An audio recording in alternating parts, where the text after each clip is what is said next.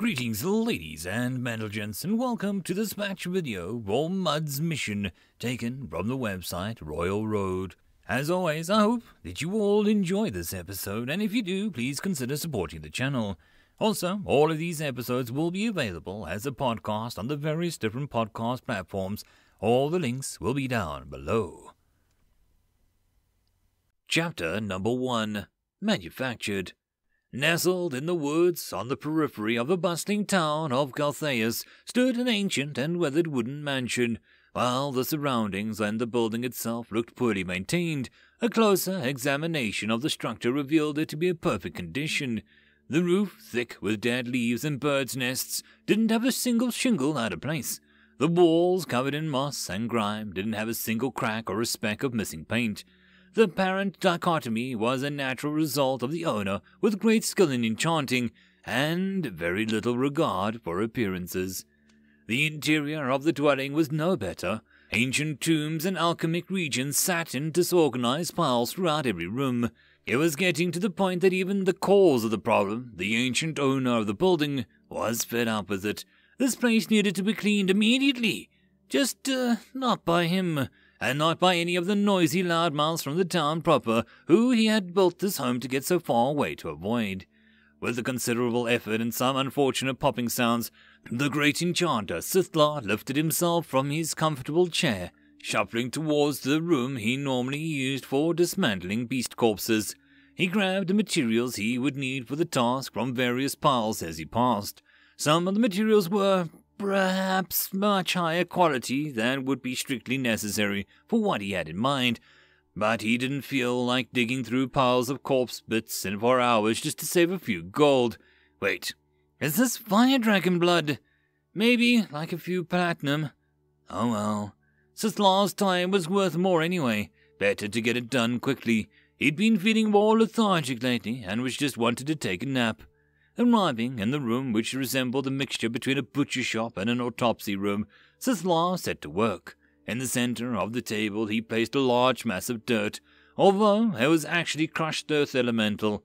After emptying more water from a flask than it seemed should be able to fit inside, the enchanter roughly shaped the muddy mixture. Once he was satisfied with the humanoid shape, roughly the size of a child, Sithlar dipped one bony finger into a beaker of dragon's blood and began drawing tiny runes across the effigy.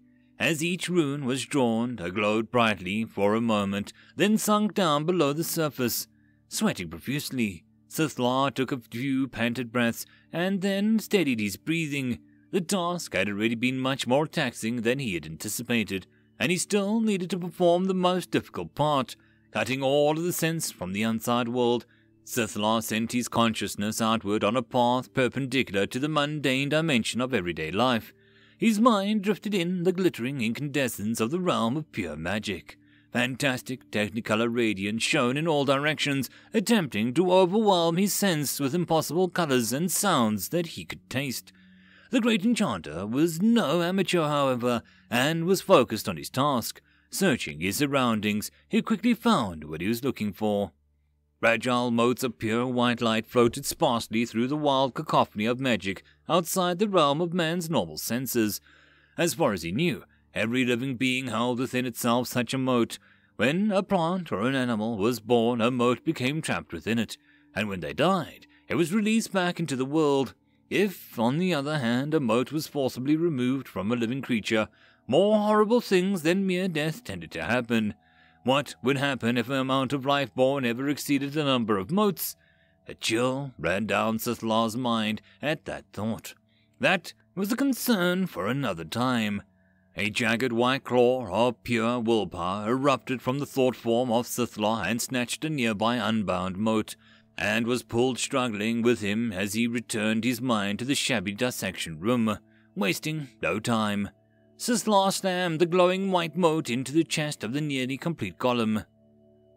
Sensations suddenly assaulted from all directions. Vibrations in the air and light photons struck the newly created mind as it struggled to comprehend the massive amount of new information. Thankfully, it seemed the master was wise enough to encode certain bits of information during the construction so that it wouldn't need to learn everything from scratch. The vibration in the air, or sounds, the master can use sounds to command him, so he prioritized understanding that input, searching for words. Next, he focused on the constant assault of light, puzzling out the shape of the room it was in and an innate knowledge of mathematics.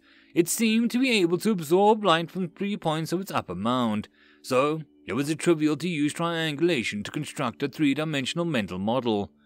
Mathematics skill obtained at level 1. The golem was surprised by the voice which suddenly appeared within its head.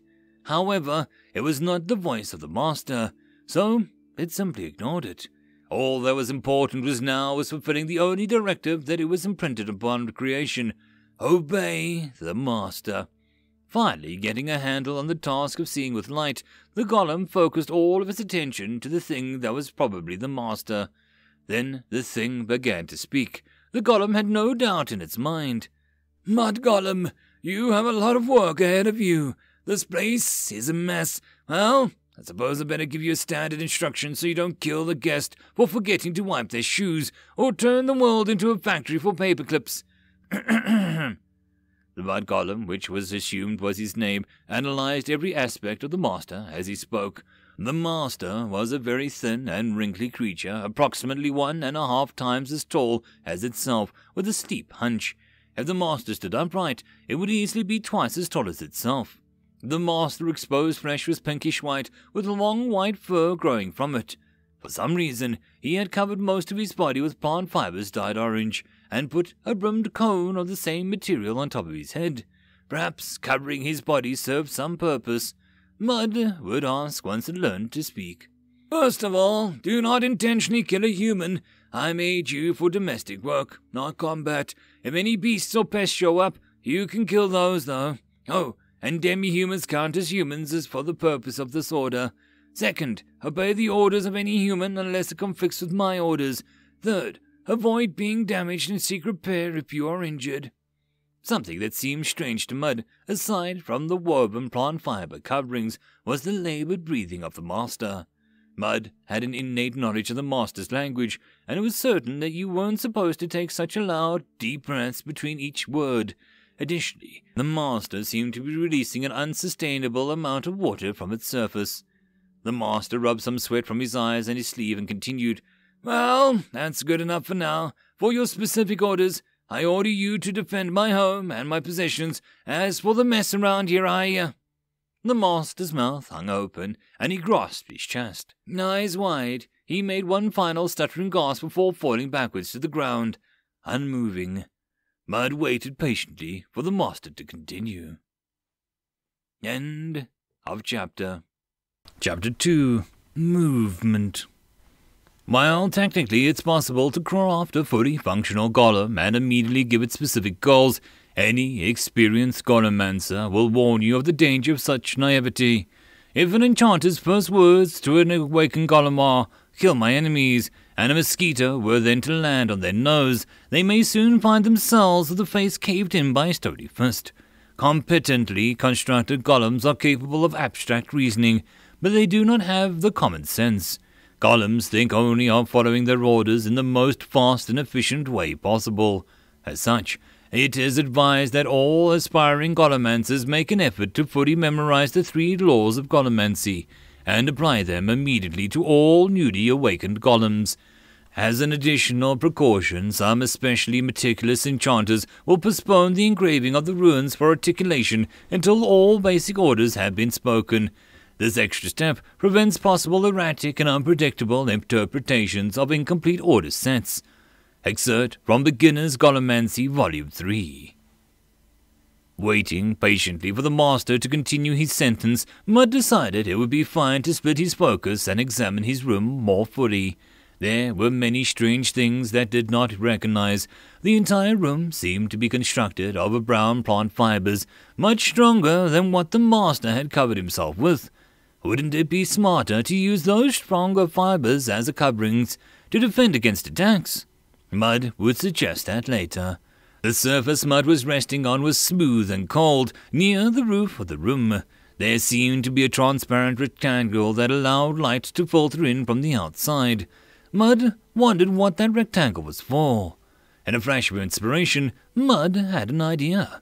perhaps Mud's first original thought since creation. Mud already knew the language of their master, and the meaning of words themselves packed into useful information. If Mud could find a word for those descriptions, matching the rectangle, then it could check out the definition of that word and learn even more about it. Brilliant! Mud focused his mind and began searching through the words it knew. After a moment, however, it made an unfortunate realization. Rather than actually knowing every possible word, it seemed that there was some other that was teaching it words the moment it heard them from the master. When listening, it was functionally identical, but for his purposes, it was a problem. What was Mud supposed to do? Get someone to say every word possible for it? That was a bit too inefficient. There could be hundreds of words. No, Mud would need to force the issue. Mud reached out for the other that had fed him the meaning of the master's spoke. I need this knowledge, Mud thought. Give me access to the words. After a long moment of pressing his will, a voice rang in Mud's consciousness. Spend skill point to learn unique skill, dictionary. Luckily, Mud was able to understand these words by instinct and as he could the master, so it wasn't trapped in a cycle of being unable to spot aid that was right in front of it. Mud felt a sense of satisfaction at putting one over the obstinate other that fed him meaning and it accepted. Then, with the great expectations, nothing happened. Mud's sense of smug satisfaction quickly turned to annoyance. Was some additional step required to make the skill work? What is a skill anyway? A skill is a means developed by the ancients to allow a soul to interface with the Akashic records. Success! It seemed that Mud merely needed to wonder what something was, and the skill would let it access the word bank. What is transparent material in a rectangular shape on the wall? Best match, window. What are woven plant fibers covering the master? Best match, clothes. This continued for some time. Judging by the changes in the light levels coming from the window and the room, apparently caused by the sun, Mud estimated that it had been 3 days since the master stopped talking and fell onto the floor. Mud was starting to think that he wasn't going to finish his sentence. That being the case, it was only proper for Mud to begin his task. There was a slight problem, however. Mud couldn't move. Mud instinctively knew that it should be able to control its limbs, but when it sent the correct orders, nothing happened. Mud thought back to the thing that it had discovered when it asked about the mysterious voice. Status. Name, Mud Golem. Level 1 Mud Golem. Class, None. HP 5. SP 0. MP 100. Spells, None. Skills, 1. Mathematics 1. Dictionary unique. Status effects, incomplete. Articulation ruins. When Mud had first accessed the status, there was a glaring mistake. Apparently the Akashic records thought Mud's name was None. With a force of will, Mud was able to correct that error, however, and the status now showed the correct name. Surely the record would be embarrassed about making such a blunder, almost as disturbing as the mistake was in the status effect. It was unthinkable that the master would make a mistake like that bumbling record. If Mud was incomplete, the only reasonable explanation was that the master had thoroughly left the task of learning to move to Mud. For a golem, there was no greater joy than fulfilling the will of its creator. So, a tedious and confusing task like this was a great reward. But how could Mud go about solving this problem? The only tools at its disposal was its senses and its new-found friend, the Akashic records. With no obvious solution in sight, Mud turned his attention towards the only aspect of the status that it hadn't truly explored. Show available skills. Skill name, Manipulate Form Rare. Requires amorphous body structure. Skill name, Housework. Requirement, Common. Skill name, Psionics. Requires 10 plus maximum mana and a disciplined mind. Earth Magic requires 10 plus maximum mana and Earth Affinity granted from Constitution. Fire Magic, 10 plus maximum mana and Fire Affinity granted from Constitution. Water Magic, 10 plus maximum mana and Water Affinity granted from Constitution. The list was extensive, offering access to gestalt knowledge of countless endeavors. Mud diligently read all of them, and then quickly realized that the list had a rough sort of order to it. The closer the skill was to the top, the more useful it seemed to Mud. Perhaps the record somehow sensed Mud's desires and arranged things for its benefit. How thoughtful. Mud was strongly tempted to take the housework skill the moment it was read, but managed to stop itself. That would have to come later. First, it needed to be able to move so that it could fulfill the master's mission. With that in mind, Mud considered its options. Using Dictionary, it examined the skills which seemed relevant. Skill Sprint allows the user to expend stamina to temporarily double movement speed. Since Mud could not move, doubling its speed would still be 0. The skill was a fail. Skill Bounce. Rapidly leap towards an enemy, inflicting damage upon impact. Improves ability to grab enemies when attack lands. This skill could only be useful if there was always an enemy nearby to use as targets. It might be possible to mentally decide everything in the world was an enemy, but it might damage the master's home if it attacked the walls to move. Another fail. Skill Earth Magic. Governs the creation and control of elemental earth by expending mana. Skill Psionics. Governs the creation or control of mental constructs by expending mana. These descriptions are too vague. Would Mud be able to control its own body with earth magic, or push itself around with constructs? And even if it could, how long could it keep it up before running out of mana? These were possible, but too dangerous if they didn't work out how he hoped. Ultimately, it seemed that there was only one choice. Skill Manipulate Form Rare. A skill only possessed by monsters with an amorphous body, allows the user to freely modify the shape of their own body. 3 rough-looking teenagers walked side by side on an overgrown path leading out of the city of Galtheus. The muscular youth with a greasy black ponytail spit to the side and spoke. "What makes you think the old man is dead, anyway?" The middle youth with a stylish coat and a thin goatee turned to his friend with a sly grin. "The old codger came to my grandpa's shop the same time every week to pick up his groceries. Yesterday, he missed his pickups for the first time in a decade. Plus, that guy has looked like he had one foot in the grave for months now. It doesn't take a scholar to put the pieces together, huh?" The muscular youth spread out the side of the trail. "I don't know, Mark. He's just laid up with the cold. He could wipe out all of us with a wave of his hand if he's caught us looting his place.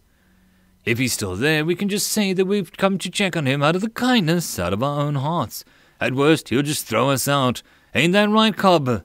The only thing covering the third youth was a pair of black shorts, a scabbard, and a leather shoulder pad. His exposed, heavily scarred torso and pink mohawk gave him a slightly unhinged appearance. Cobb merely looked towards his friend and giggled. End of chapter. Chapter 3. Missing in Action. A flurry of movement swept through the Sulthar estate. Piles of alchemic ingredients and ancient manuscripts were torn apart, leaving nothing but a spotless floors and organized shelves in its wake. Mud left nothing behind as it placed every bubbling vial, glowing crystal, and pulsating organ in its proper place. With the assistance of Dictionary, it was able to identify every artifact to be placed in a proper location, or at least close enough. If Mud couldn't tell a cow's heart apart from a Nephilim's, it was good enough for them just to be on the shelf for general hearts. In this way, the first and second floors quickly became cleaner than they had been since the day that the great enchanter had purchased the mansion.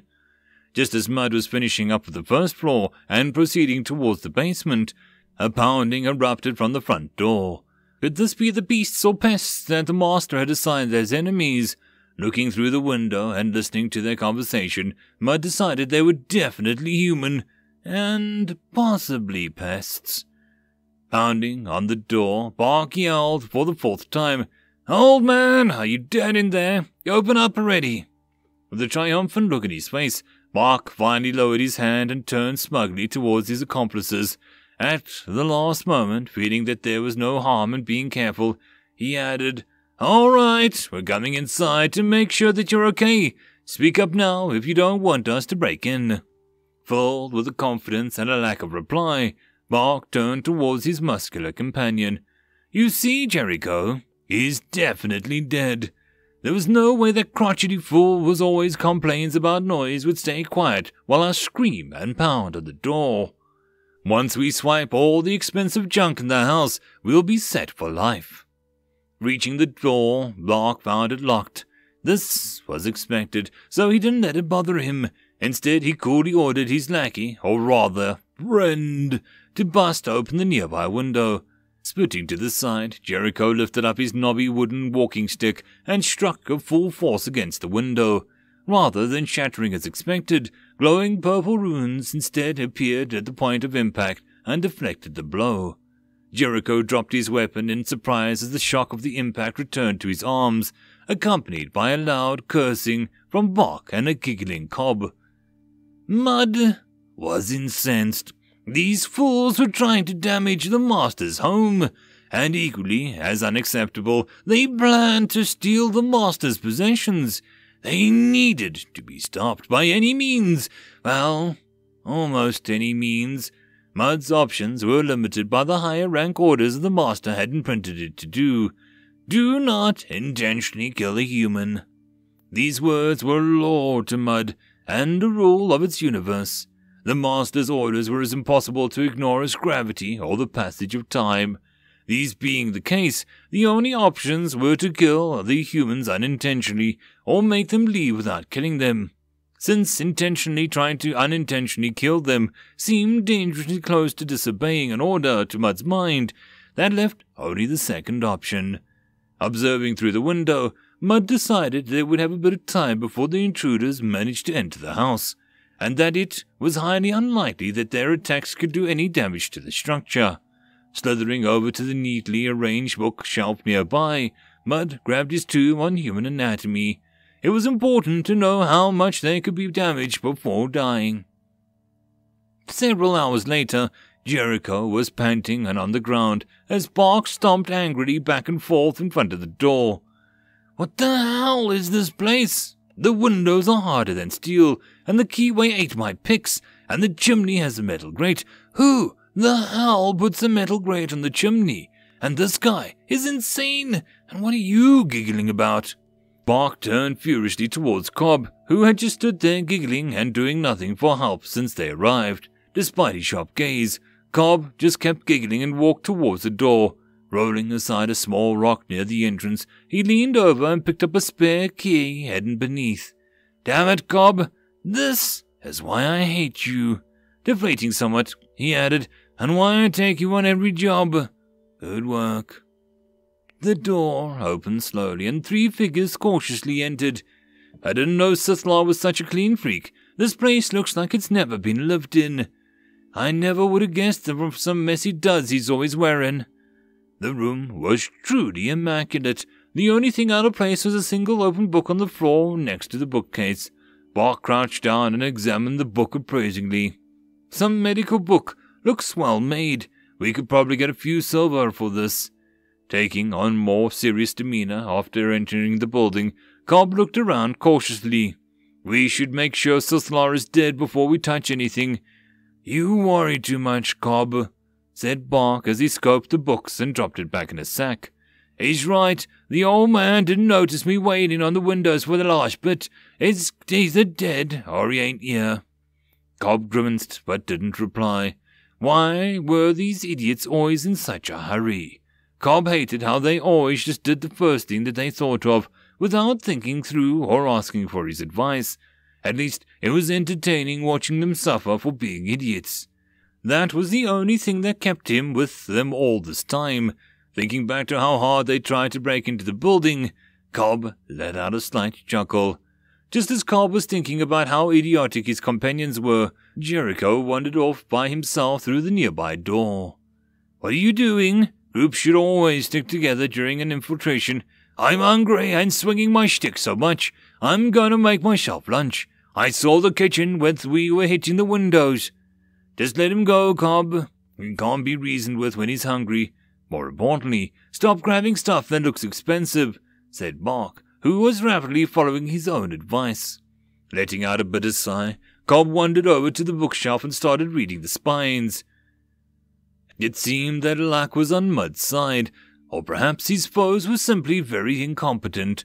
Shortly after entering the building, one of the humans separated from the group and began wandering through the house. The foes appeared to not notice Mud's presence, which confirmed one of his earlier hypotheses. Humans rarely looked up. The entire time Mud observed the group, they had only done so once, immediately before the Slim One climbed onto the roof. Otherwise, they kept their vision fixed firmly ahead or even down. Given the massive blind spots in human vision due to the placement of their eyes, Mud was able to easily avoid their line of sight by gripping the spaces between the roof planks with his amorphous form. Mud vowed to itself that it would keep its eyes on a constant rotation of all possible viewing angles whenever possible. No way that it would fall for such a simple trick as staying in a blind spot. Stealth skill has been obtained at level 1.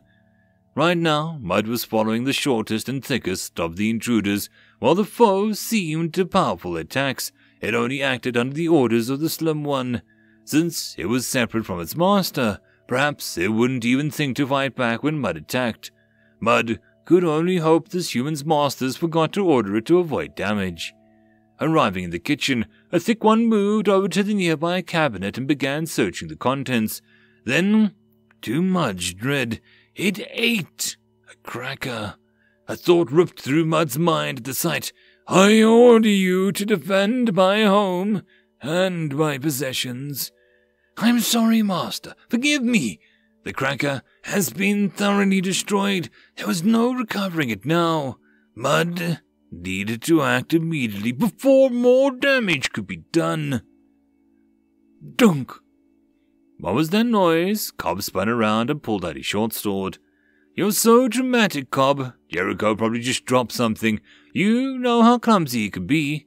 Paying the situation no mind, Mark continued to stuff the books in the fanciest covers with his burlap sack. If you're so worried about it, go check on him. I'll be fine here by myself. And put that thing away. You'll put out your eye. Scowling in annoyance, Cobb moved towards the direction that he'd heard the sound from. This time, he moved with extreme caution, checking for ambushes along the way. He paused for a moment when he noticed a bit of the hallway roof that was covered in a fresh brown plaster. If this was a dungeon, he would suspect it hid a trap. But in an old man's house, it was more likely one of his experiments had burned a hole through the floor. Nobody put deadly traps in their own home, unless they wanted to die the next time they got drunk or started to sleepwalk. Something about that patch of mud triggered the adventurer instincts, but he couldn't figure out why. Being impatient to ascertain the state of Jericho, Cobb hurried on to the next room. What he found did not put him at ease. On the floor in the kitchen was a pool of fresh blood, with drag marks leading to a nearby window, which appeared to have been opened from the inside. Outside the window lay an unconscious, bleeding, and nude Jericho. That was when Cobb heard the noise from the direction that he'd left Bark. Dunk! End of chapter. Chapter 4. Melee. When considering the negative consequences of the misuse of magic, the first thing to come to mind for the most people is the power-mad wizard kings of the past. While it is true that as an individual such beings have caused great suffering, such events are incredibly rare. I would argue that the greatest suffering has been caused by the sum total of actions from countless well-meaning but foolish or misguided magic users. How many towns have burned down from one poorly thought-out fire spell? How many kingdoms have been destroyed when a summoned demon outsmarted their caller? The prosperous city of Sherumdale was destroyed by a flood after the city planner had the bright idea of filling the aquifer with a portal to the elemental plane of water. Unfortunately, he forgot to schedule an order to close the portal once the aquifer was full. Even more terrifying are some of the hypothetical magical apocalypses which scholars have theorized could occur from seemingly minor mistakes. The first two concepts we'll explore in this chapter share a theme of automation, the self-replicating transmutation spell and the paperclip making column. Excerpt from Magical Ethics. The thin one rendered unconscious even more easily than the thick one, much to Mud's delight. The tactic Mud had come up with after learning about the human anatomy was simple. Mud was considerably heavy. Mud was, after all, half as tall as a grown man and composed almost entirely of powdered rock. If not for the rough construction of the roof planks and Mud's own amorphous form, it was unlikely that it would be able to latch onto the roof as it did. Additionally, the compressing of its torso tightly with the amorphous form, Mud was able to reach the surface hardness comparable to solid stone. As a result, the hardness and weight, Mud falling from the roof had dealt surprising damage. Improving the damage further during the second attack, Mud had the insight to aim for the back of the thin human's head as it leant forward. That idea had not come from Mud itself, however. After knocking out the thick human with the rock-fall tactic 2 more motivating whacks with his arms, Mud had acquired the sneak attack skill. The skill seemed to function as adding related insights to Mud's mind when it would be useful. This was the second time foreign knowledge from a skill had aided Mud. The first time was when the scarred one had surprised Mud as it attempted to leave the kitchen. The idea from the stealth to flatten itself as much as possible to remain perfectly still had apparently worked, so Mud wasn't complaining. It was terrifying moving its eyes to where the scarred one couldn't see them, though. Removing enemies from line of sight was exactly what it vowed not to do. Mud moved to strip the thin human, then froze in shock. Rapid, stomping footsteps were coming from the direction of the kitchen. It seemed that the scarred human had given up caution and was trying to catch the ambusher in the act. Mud rapidly slithered up to the wall of the roof and once again entrusted itself to the stealth skill. The scarred human came to a halt in a low stance as soon as it arrived, short sword drawn. Mud kept an eye on the figure. It was too dangerous to not observe. The scarred human glanced for a moment at his unconscious and bleeding companion, then continued to scan the room. His line of sight lingered for a moment on Mud, but moved on. "I know you're in here. Come out and show yourself." "There's no way I'm doing that," thought Mud. After looking around a few more minutes, the scarred human slowly began moving in the direction of the collapsed form of the thin human. Mud noticed with satisfaction that the path of the scarred human was taking would lead it directly underneath Mud's own position. A perfect opportunity for a sneak attack. As the scarred human passed directly underneath, Mud began slowly condensing and separating from the roof, preparing to fall. "Gotcha!"